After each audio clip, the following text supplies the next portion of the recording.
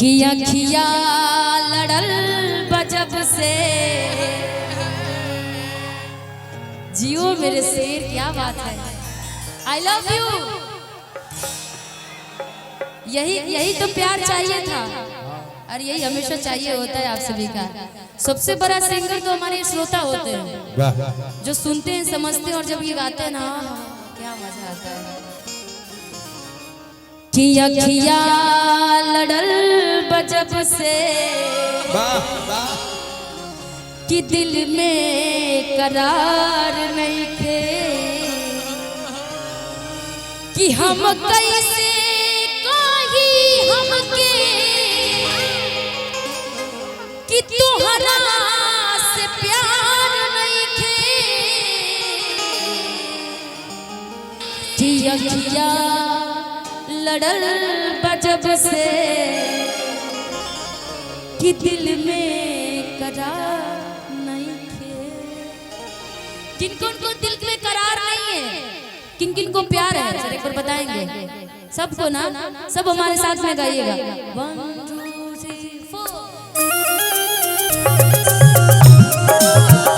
2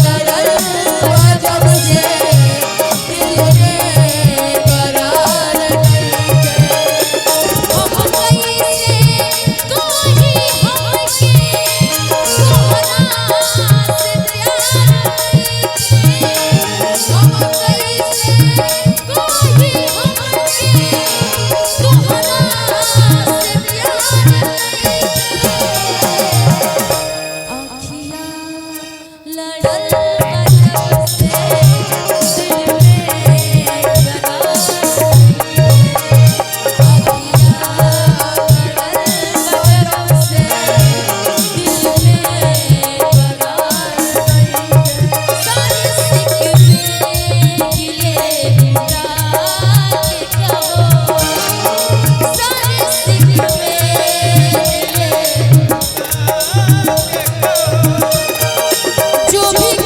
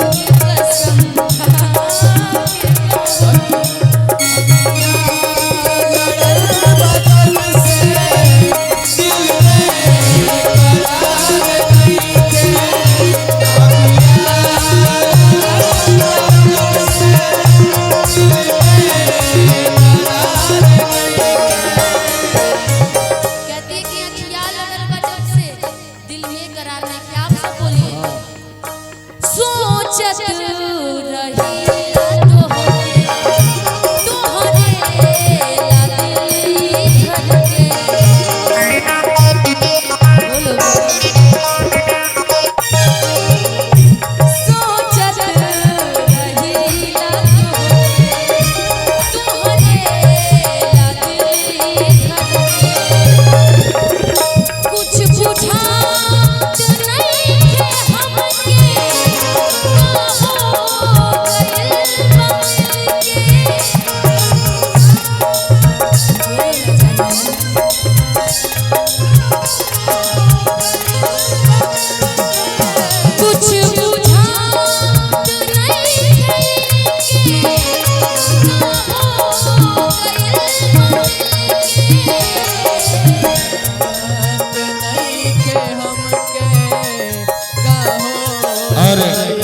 हमारे बीच नरेश यादव जो कि दीपक जी के समधी हैं और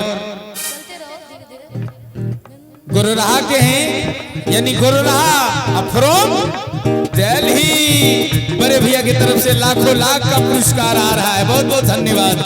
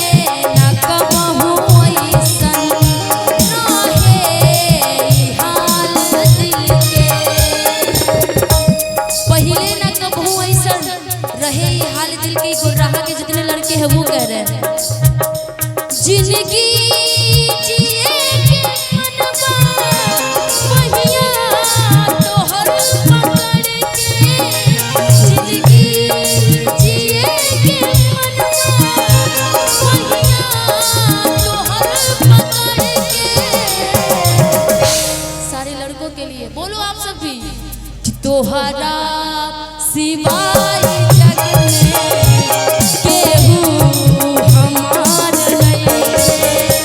तोहरा सिवाय जग में केहू हमार नहीं। हम कैसे कहिन के हमरा से प्यार नहीं। हम कैसे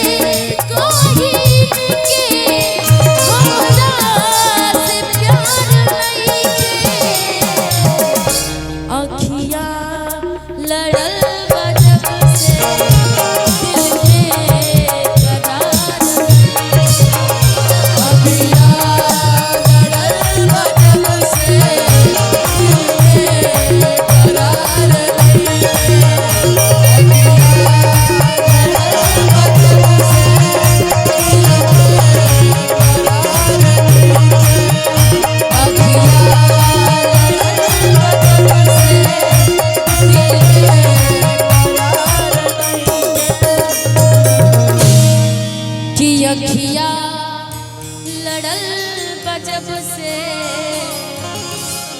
कि दिल में करार